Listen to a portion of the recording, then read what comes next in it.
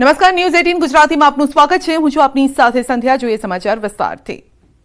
ગુજરાત ભાજપના સંગઠનને લઈને મોટા સમાચાર આવી રહ્યા છે. હરિયાણામાં પ્રદેશ પ્રમુખની નિયુક્તિ કરાઈ છે અને હવે ગુજરાતના પ્રદેશ પ્રમુખ કોણ તે ચર્ચાઓ જોરમાં છે. વર્તમાન ભાજપ પ્રમુખ પાટીલ કેન્દ્રમાં બન્યા છે મંત્રી અને પાટીલ મંત્રી બનતા હવે નવા પ્રમુખને લઈને ચર્ચાઓ તેજ થઈ ગઈ છે. ભાજપ પ્રદેશ પ્રમુખની રેસમાં અનેક નામો છે. રાજકીય અને સામાજિક સમીકરણોના આધારે તર્ક વિતર્ક પણ ચાલી રહ્યા છે.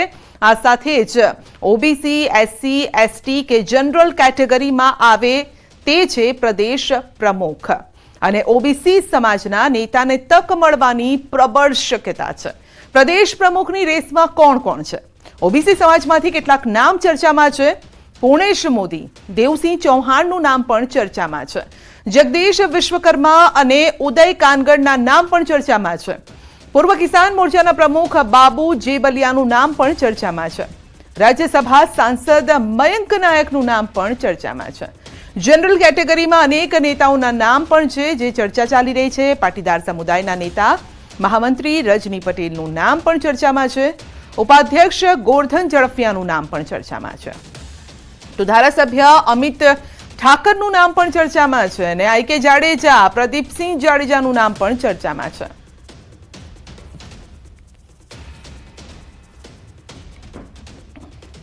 તો આ અંગે જ વધુ અપડેટ લેવાનો પ્રયત્ન કરીશું. આપણી સાથે સહયોગી ગૌતમ આપણી સાથે જોડાઈ ગયા છે. જી ગૌતમ, હમણાં થોડા સમય પહેલા જ કારોબારીની બેઠક મળી હતી અને એ સમયે પણ એવી ચર્ચા હતી કે પ્રદેશ પ્રમુખના નામોની ચર્ચા થઈ શકે છે કે એક નામ એવું કયું હોઈ શકે છે. શું લાગે છે કઈ રીતે આ તાલમેલ બેસાડવામાં આવશે નામને લઈને?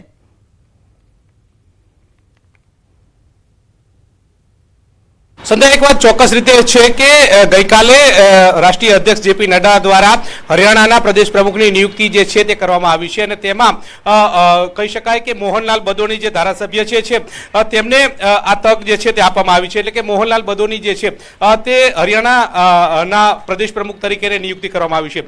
ત્યારે હવે ગુજરાતને લઈને ચર્ચા વેગ પકડ્યું છે. એટલા માટે ગુજરાતને ચર્ચાએ વેગ પકડ્યું છે કારણ કે એક પદ એક હોદ્દાની વાત જે છે તે સતત થતી હોય છે. ત્યારે પ્રદેશ પ્રમુખ પાટીલ અત્યારે હાલ છે તેમની પાસે બે હોદ્દા છે એટલે કે કેન્દ્રીય કેબિનેટ મંત્રીમાં પણ તેમનો સમાવેશ કરવામાં આવ્યો છે અને વર્તમાન પ્રદેશ પ્રમુખનો પણ તેઓ હવાલો સંભાળી રહ્યા છે. તાજેતરમાં જે કારોબારીની બેઠક મળી હતી, બેઠકની અંદર તેમણે સ્પષ્ટતા સાથે કહ્યું હતું કે એક પદ એક હોદ્દો જે છે તે હોવો જોઈએ અને તે મુદ્દે તેમણે મોવડી મંડળને રજૂઆત પણ કરી છે જેથી કરીને તેમને પ્રદેશ પ્રમુખની કામગીરીમાંથી મુક્ત કરે તે પ્રકારની વાત તેમણે પ્રદેશનું જે કારોબારી બેઠક હતી તેના અધ્યક્ષી સંબોધનમાં તેમણે જણાવી હતી. ત્યારબાદ હવે ચર્ચા તેજ બની છે અને તેમાંથી પણ હરિયાણાના પ્રદેશ પ્રમુખની નિયુક્તિ કરી છે. ત્યારે ગુજરાતમાં કોણ પ્રદેશ પ્રમુખ હોઈ શકે છે, કોને તક મળી શકે છે તેને લઈ અને ચર્ચાઓ જે છે તે પૂરજોશમાં ચાલી રહી છે.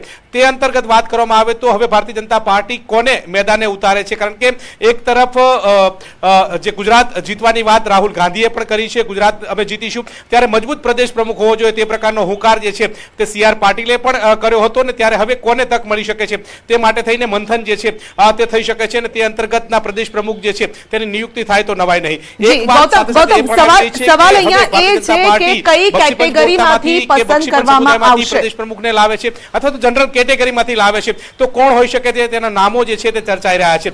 જે અંતર્ગત વાત કરવામાં આવે તો બક્ષીપંચ સમુદાયમાંથી પૂર્ણેશ મોદીનું નામ ચર્ચાઈ રહ્યું છે, જગદીશ વિશ્વકર્માનું નામ ચર્ચાઈ રહ્યું છે, મયંક નાયકનું નામ ચર્ચાઈ રહ્યું છે, એ જ રીતે ઉદય કાનગડ જે છે તેમનું નામ પણ ચર્ચાઈ રહ્યું છે. તમામ લોકોના નામ ચર્ચાઈ રહ્યા છે. વાત કરીએ પૂર્ણેશ મોદીની તો પૂર્ણેશ મોદીએ જ્યારે મોદી મુદ્દે એક નિવેદન રાહુલ ગાંધીનું હતું તે મુદ્દે તેમણે કેસ પણ દાખલ કર્યો હતો અને તેમની સદસ્યતા છીનવાઈ હતી. ત્યારથી પૂર્ણેશ મોદી ચર્ચામાં આવે છે અને તે પૂર્વે જ આ કારોબારી બેઠક પૂર્વે પણ તેઓ મોવડી મંડળને મળ્યા હતા. ત્યારથી તેમના નામની અટકળો જે છે તે તેજ ચાલી રહી છે. એ જ રીતે સહકાર મંત્રીનો હવાલો સંભાળતા જગદીશ વિશ્વકર્માનું નામ ચર્ચાઈ રહ્યું છે. એટલા માટે જગદીશ વિશ્વકર્માનું નામ ચર્ચાઈ રહ્યું છે કે તેમને સરકાર અને સંગઠનના બંને કામગીરીનો અનુભવ છે. તેઓ અમદાવાદના શહેર પ્રમુખની જવાબદારી પણ નિભાવી ચૂક્યા છે. 16 જેટલી જે વિધાનસભાની બેઠકો જે છે તે અમદાવાદ શહેરમાં આવતી હોય છે તેમાં તેમણે કામગીરી કરી રહી છે. અત્યારે હાલ સરકાર મંત્રીનો હવાલો ધરાવી રહ્યા છે, એટલે કે તેમનું નામ પણ ચર્ચાઈ રહ્યું છે. એ જ રીતે જે કહી શકાય કે ઉદય કાનગડ જે ઓબીસી મોરચાના પ્રમુખ રહી ચૂક્યા હતા અને ત્યારબાદ તેઓ અત્યારે ધારાસભ્ય છે,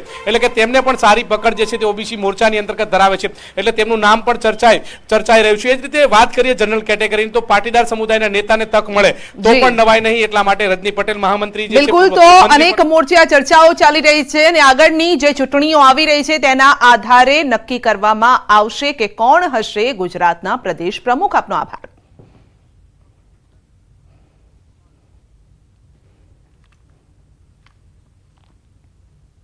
સુરતને ટક્કર મારી હવે અમદાવાદ જાણે કે ક્રાઇમ સિટી બનવા તરફ આગળ વધતું હોય તેમ લાગી રહ્યું છે અને અમદાવાદમાં 10 દિવસમાં 7 હત્યાથી ચકચાર મચી ગઈ છે. અમદાવાદ શહેરમાં આજે વધુ 2 હત્યા થઈ છે. પાલડીમાં પુત્રએ જ માતાની હત્યા કરી, પુત્રએ હત્યા બાદ આપઘાત કર્યો. અમરાઈવાડીમાં આધેડની હત્યા થઈ, રિક્ષામાં હત્યા કરીને આધેડને ફેંકી દીધા. હત્યા પાછળ બુટલેગર હોવાની આશંકા છે. અમદાવાદમાં કાયદો વ્યવસ્થા સામે સવાલ ઉઠ્યા છે. શું ગુનેગારોને મળી રહ્યો છે છૂટો દોર? ગુનેગારો સામે પોલીસ કેમ બની રહી છે પાંગડી? સવાલ અહીંયા એ છે કે સરા જાહેર પણ હત્યા થતી હોય તે પ્રકારના દ્રશ્યો સામે આવી ચૂક્યા છે અને આવા સમયે હવે સવાલ એ ઉઠી રહ્યો છે કે ગુજરાતની, ખાસ કરીને અમદાવાદ શહેરની સુરક્ષા કોણ કરશે? કેમ પોલીસનો ડર નથી? કેમ કાયદાનો ડર નથી લોકોને? તો 10 દિવસમાં 7 હત્યા અમદાવાદમાં થઈ ચૂકી છે. તો સંબંધોનું ખૂન થયું છે, ક્યાંક માતા પુત્ર, ક્યાંક અંગત અદાવત કારણ હોવાનું સામે આવી રહ્યું છે. પણ સવાલ એ છે કે ગુનેગારોને છૂટો દોર મળી રહ્યો છે. ગુનેગારો પોલીસથી ડરતા નથી. પોલીસ જાણે કે પાંગડી સાબિત થતી હોય તેમની સામે તેમ લાગી રહ્યું છે, કારણ કે ઘટના બન્યા બાદ પોલીસ એક્ટિવ થાય છે. તો અમદાવાદમાં કાયદો વ્યવસ્થા કથળી ગઈ છે. આ અંગે વધુ અપડેટ મેળવીશું સંવાદદાતા નવીન પાસેથી. જી નવીન, એક સમયે ચર્ચા થતી હતી કે સુરતમાં સૌથી વધુ ક્રાઇમ થાય છે, પરંતુ છેલ્લા દિવસોમાં આપણે જોયું તો અમદાવાદમાં 10 દિવસમાં 7 હત્યા થઈ છે અને મોટાભાગના જે કેસ છે ક્યાંક અંગત અદાવત, ક્યાંક સંબંધોમાં જ અંદર એટલે કે સંબંધોનું જ ખૂન થઈ રહ્યું છે. ચોંકાવનારી વાત છે કે છેલ્લા 10 દિવસમાં 7 હત્યાના બનાવો સામે આવ્યા છે અમદાવાદમાં. અને માત્ર પૂરું કે એવું નથી કે કોઈ એક પર્ટિક્યુલર એક વિસ્તારમાં બનાવ બન્યો છે, પૂર્વ પશ્ચિમ તમામ જગ્યા પ્રકારના બનાવો બન્યા છે. આજ સવારથી 2 હત્યાના બનાવો અમદાવાદ શહેરમાં બની ગયા, જેમાં એક અમરાઈવાડી અને બીજું પાલડી એટલે પોશ વિસ્તારની અંદર એક પ્રોફેસરે જ પોતાની માતાની હત્યા કરી પોતે આત્મહત્યા કર્યા છે. અને છેલ્લા 10 દિવસ અને વાત કરીએ છેલ્લા 15 થી 20 દિવસની, તો અમદાવાદની અંદર 13 હત્યાના બનાવો સામે આવ્યા છે. 12 થી 13 હત્યાના. તો ખૂબ જ ગંભીર બાબત છે. જો કારણ કંઈ પણ હોય, પરંતુ લોકો જે પોતાની માનસિકતા ગુમાવી રહ્યા છે અને કેટલાક લોકો કાયદો હાથમાં લઈ રહ્યા છે, એ શહેર માટે ચિંતાજનક છે. અને પોલીસ ક્યાંક ને ક્યાંક કોઈ કદમ અથવા કોઈ કાયદો આ રીતે કરવો જોઈએ જેનાથી આ પ્રકારની ઘટના બિલકુલ, તો લોકો કાયદો હાથમાં લઈ રહ્યા છે અને પોલીસ જોતી રહી ગઈ છે. આપનો આભાર અમારી સાથે જોડાવા.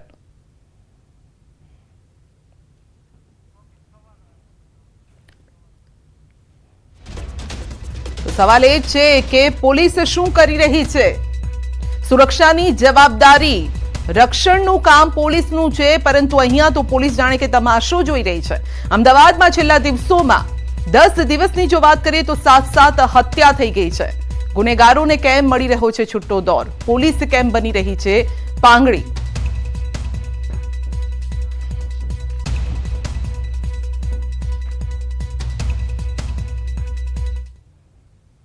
અને હવે આપને સીધા જ લઈ જઈશું હવામાન વિભાગની પ્રેસ કોન્ફરન્સમાં. सर यहाँ पे सबको सेंटर मिल जाएगा. हाँ ठीक. ओके. एक मिनट.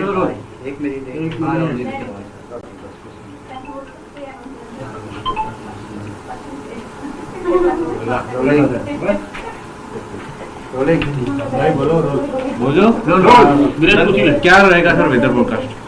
जो अगले आने वाले 7 दिन में जो बरसात का स्थिति है इस प्रकार हो रहेगी. जो गुजरात रीजन है आपका पहला दिन वाइड स्प्रेड रहेगी, उसके आगे 3 दिन फेयरली वाइड स्प्रेड, उसके अगले 3 दिन वाइड स्प्रेड रहेगी.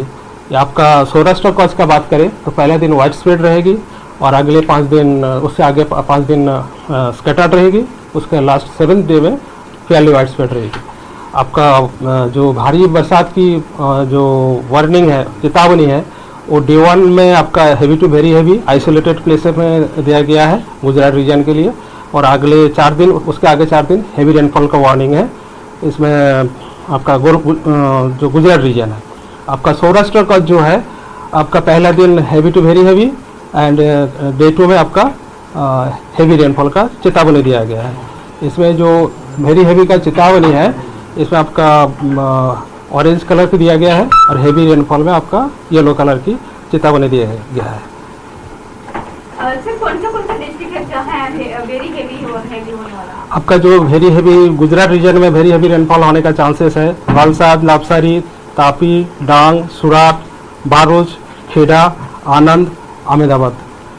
और जो सौराष्ट्र कच्छ में आपका वेरी हैवी रेनफॉल होने का चांसेस है वो सारे डिस्ट्रिक्ट में होगा एक्सेप्ट कच्छ को छोड़ के डे 1 में।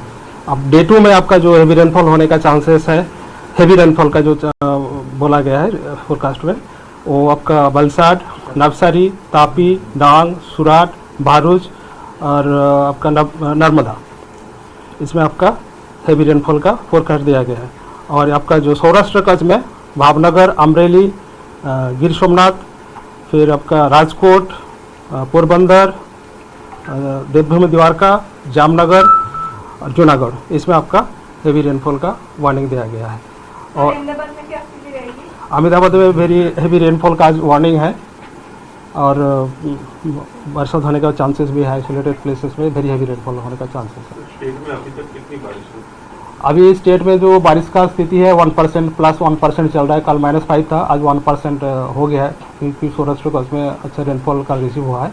1% हो गया, प्लस 1% में चल रहा है। अलर्ट दिया गया मछुआरों के लिए? हाँ, मछुआरे के लिए हम लोग डे 3 एंड डे 4, डे 5 में हम वार्निंग दिए हैं। जो विंड स्पीड है 45 टू 55 स्पीड रहेगा, और गास्टिंग टू 65 रहेगा आपका डे 3, डे 4 में। और डे 5 में थोड़ा सा डाउन होगा, 35 टू 45 विंड स्पीड रहेगा, और gusting to 55 kilometre per hour. तो कौन सी सिस्टम है सर? अभी जो सिस्टम है, एक शेयर जोन लाई कर रहा है 20 डिग्री नॉर्थ में, एंड एक साइक्लोनिक सर्कुलेशन कच्छ रीजन में लाई कर रहा है। इसके लिए ये हेवी रेनफॉल का वार्निंग दिया जा रहा है। सर अहमदाबाद में ज़्यादा बारिश नहीं देखने को मिली, उसका क्या रीज़न है? अभी जो सिस्टम है, उस सिस्टम का हिसाब से मॉइस्चर इनकर्शन हो रहा है, लेकिन जो ट्रिगरिंग फैक्टर है वो उसमें नहीं हो पा रहा है। लेकिन आज तो हम हैवी रेनफॉल का वार्निंग दिया गया। आप लोग को फील भी होगा कि मॉइस्चर का डिस्कम्फर्ट फैक्टर है ड्यू टू मॉइस्चर इनकर्शन तो हो ही रहा है। साउथ में होगा ना? साउथ अहमदाबाद में एक्सपेक्ट कर रहे हैं साउथ जो अहमदाबाद है, और चांसेस तो है भी रेनफॉल का।